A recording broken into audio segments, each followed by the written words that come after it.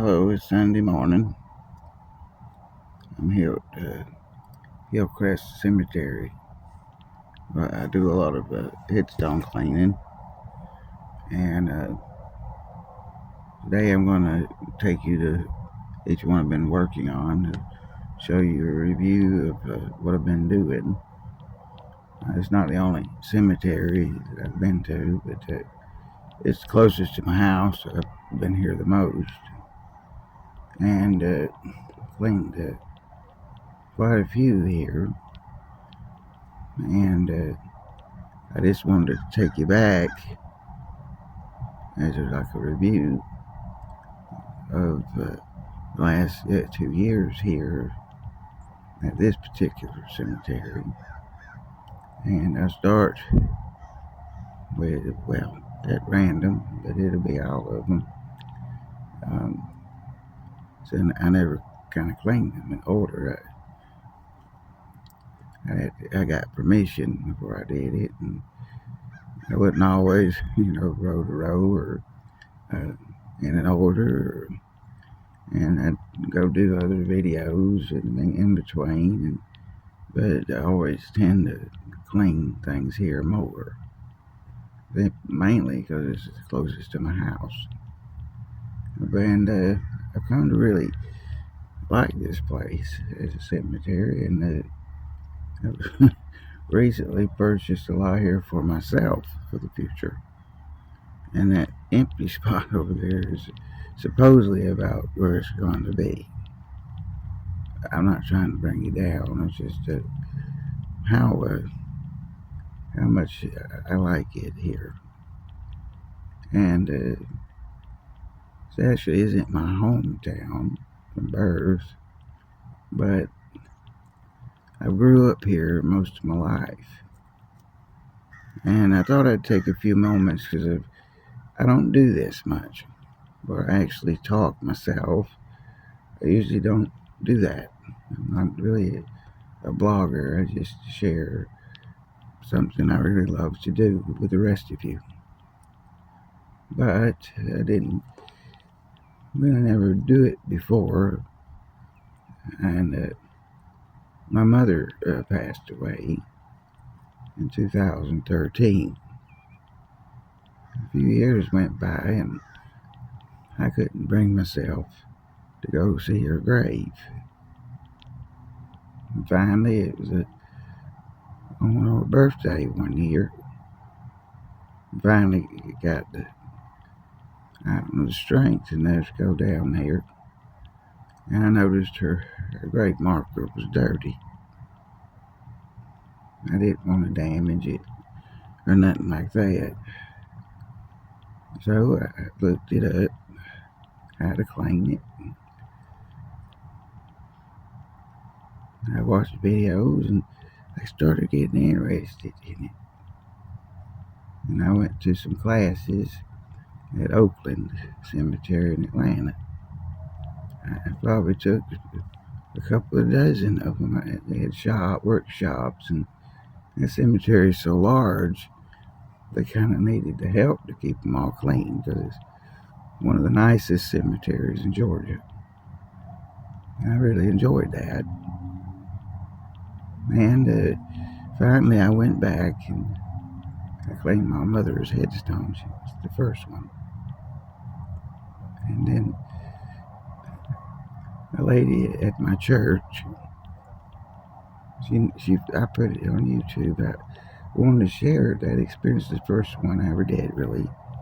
I think I've deleted it since, but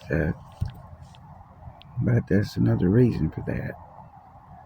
However, she saw it on there, and she said, "You did a good job. I have some family at a cemetery in Carrollton. It's just relatively close to my home." And it was her uncle, and his name, I won't forget it, because he was a little boy, and he was been dead a long time. And so I told her I would, She said it had never been cleaned before. People didn't visit it very much because he died in the 1930s. This lady was going on memory because he died about 15 years before she was born. But she always took care of the grave because no one else in her family was alive to do it. So I agreed to it. I never accept pay for it. It's just something I like to do. So I went out there, and it kind of made me sad. And I saw the grave, and it had been neglected, and it was all growed up. The headstone was black and had leaching. So I learned that later what that was called, growing all over it. It's like a blue-green mold all over it. It was such a shame. And the whole cemetery, here was this little boy all by himself. I'm not saying there wasn't other children there, but so when I went to see, and it really touched me, and I claimed it. I ain't bragging, but I did a good job. I took it real personal, and I learned better techniques since, but I did it safe. I went back later and tried it again. It was the first time I was learning. I got it clean. That really kind of started it. Next thing I know, around if my aunt called me and said, will you go clean your Uncle Manuel's headstone? I said, yes. Manuel was my uncle by marriage. He was real old, and when he died, but he was a lieutenant in the United States Navy when he was young, and he served in World War II, and went out and I cleaned both the headstone and the military marker. I only filmed the military part one because it was getting close to Memorial Day, and besides it being my relative, who I did know quite well when I was young, I was honored to clean his grave. I was, and I really enjoyed it, and ever since, I have enjoyed this so much. I've been kind of winding down here lately. Had some health problems, and I battle with depression. But I find it helps with that too. It helps me give back a little bit in my own way. I know it's not changing the world or nothing like that, but that's why I called the channel Honoring the Departed. Because you walk around this one cemetery, I think, and there's so many old ones that people have forgotten. And I looked some of them up, and some of them were some great people right here in my own community I never knew nothing about. They became part of history for me, and I have always loved history. So if you enjoy doing something in it, no matter how little or big, that's okay. Do it right. I never just clean a headstone unless I asked or they asked me, and I'm real respectful, and I try to do my best every time.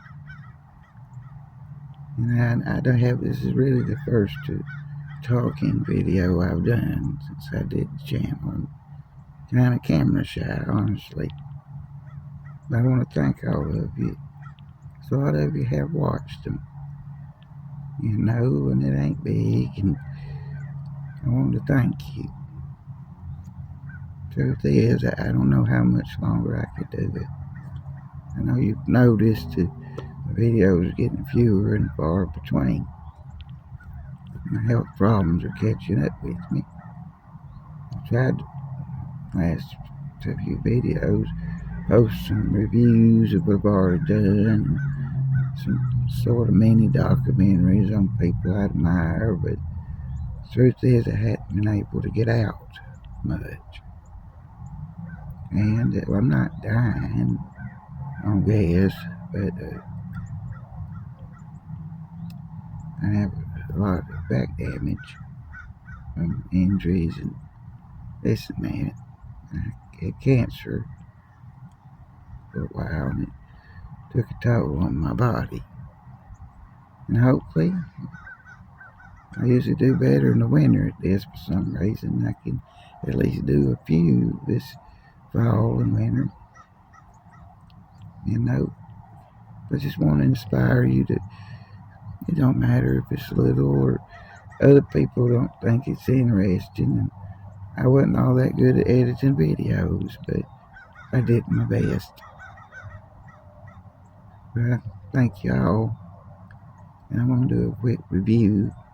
Just going to show you some of the headstones I've done here at this particular cemetery over the last 2.5 years. It was longer than that, but I just really started cleaning in this one about 2.5 years ago. Came up here to see the first mayor of Hillcrest, and I've been doing it ever since. Well, thank you, and God bless y'all. Enjoy the rest of the video. Bye. This is one of them, a grave plot that I cleaned last year. This is a Cleghorn family grave plot. I know some of you might have seen the video about it. And it took me the longest of all of them. It's not the first one, but it's one of the more memorable ones because, like I told you, I looked some of these people up, and they did some pretty good things. And the Cleghorns, way back in the 40s and 50s, they were a real big part of this community.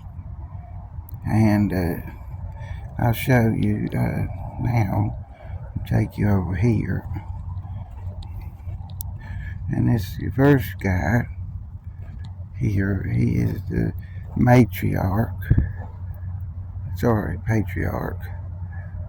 of this particular branch of the family. His name was Emmett Russell Cleghorn. He was born September 4th, 1880. Died September 10th, 1976. He was a businessman here in Billerica. Him and his brother, who is down here, Russell Olin Cleghorn, they opened a hardware store here in town. He was married twice. His first wife was Emmy. She died in 1909. He remarried to Jessie True Tillman. Sorry. I forgot the Till. Jessie Till Cleghorn. And she died in 1970, 6 years before he did. They had children, but they're buried elsewhere. And I found out that they did a lot of charity in the community. There's really important people to this town and this area. And over here is one of their relatives. I'll take you to see her now. And out of all the graves I visited here, as far as I know, hers is the most famous of all of them. And I looked her up. I couldn't believe what I read. It's Edna Till. She's the mother of Jessie Teal over there. And she was a missionary during World War II. And she was in China when Pearl Harbor was bombed. And she was captured by the Japanese. She later went through a process where she was released and she returned back to the United States. But she was a missionary and she continued to preach, and later she became a nurse. She was a nurse during World War II, and she continued afterwards. She wrote books. She spread the gospel of Jesus Christ to people all around the world. They even have a nursing award named after her. It's called the Edna Till Award. And she seemed like a wonderful lady. 1968, she had a stroke and died. She had a lot of children, and she was married to this guy here. His name was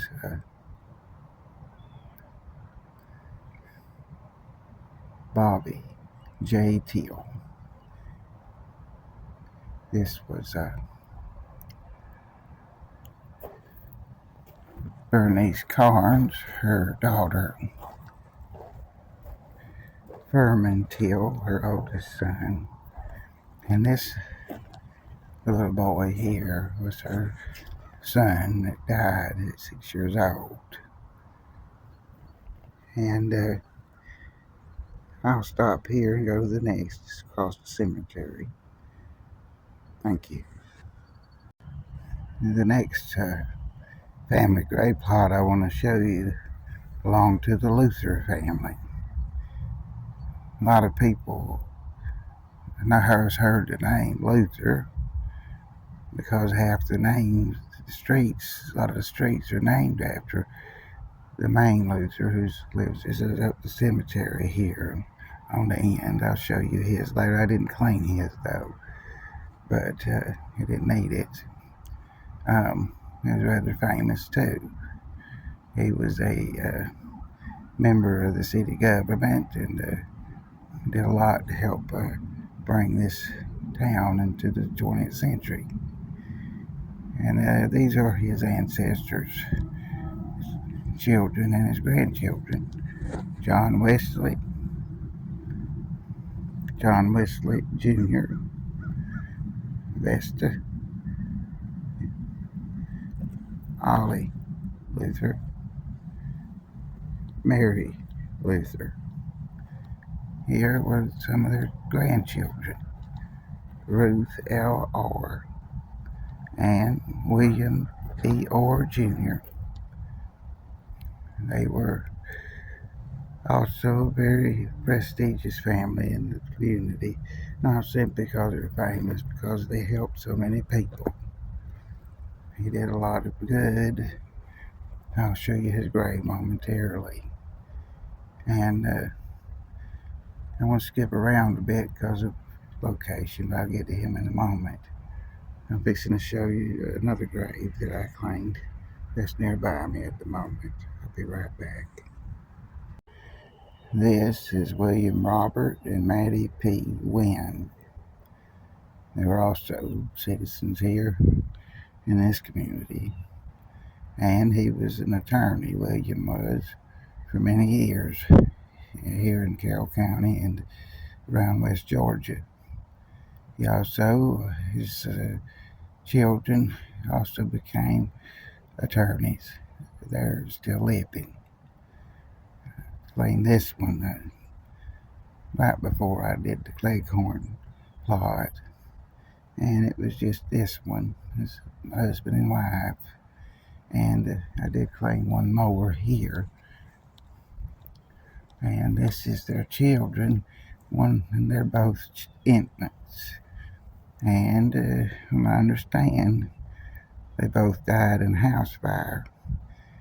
They didn't have any names that they mentioned here. It just says the infants of them. It was quite tragic to hear it, and this was their sister here, the oldest in that family. These over here are cousins of theirs, the Riggs family, and Robert was married to William's sister. I understand. Down here are aunts of the aunt and an uncle, I believe. Yeah, this is it. This is Emmett and Della Harper, the aunt and uncle of the children I just showed you, and they're also buried here. That gets it for this part, and I'll be back in a minute when I get to the next place. That showed you earlier the Luther plot down the lane here. This is the city councilman telling you about. This is the one I didn't have to claim. This is James Lewis.